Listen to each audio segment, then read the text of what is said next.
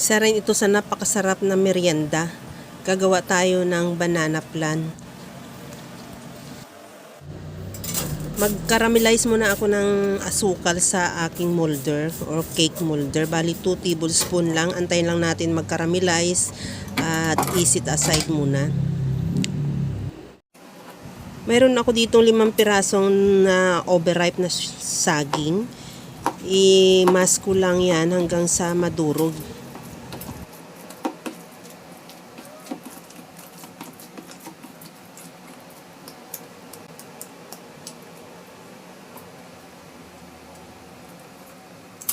Okay na tong saging. Maglagay na ako ng 2 pirasong itlog.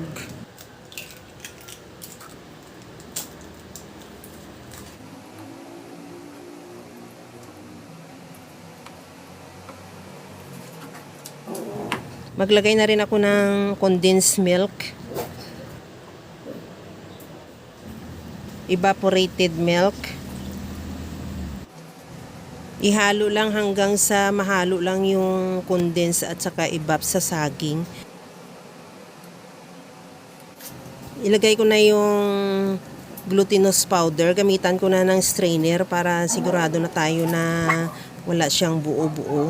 Kasi mamaya hindi na natin pwede haluin yan o strainer yan kasi may saging na. At ihalo lang hanggang sa makuha natin yung tamang consistency ng butter. At lagyan ko na rin ng vanilla. Ihalo lang ng mabuti, wag lang ma-over mix. At pagkatapos yan, ilipat na natin yan doon sa ating molder na may asukal o may caramelized sugar. At ibuhos lang. At pagkatapos yan, itaktak para mawala ng hangin sa loob.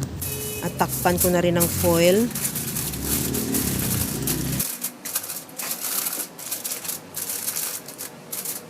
Nakapainit na rin ako ng tubig sa steamer at ilagay na natin yung ating banana plan mixture at lutuin lang natin yan ng mga 1 hour and 30 minutes ko yan niluto para sure talagang luto siya.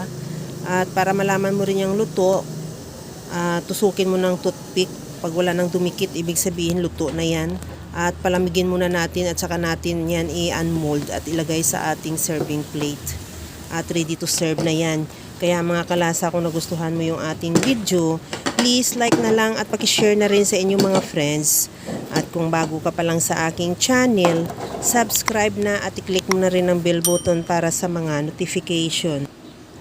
Ito na yung ating banana plan na talagang napakasarap at tamang-tama lang yung tamis niya.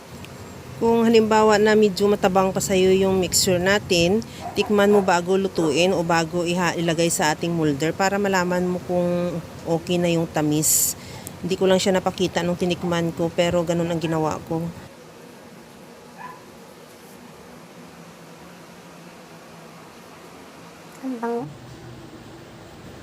Ito na yung ating banana plan.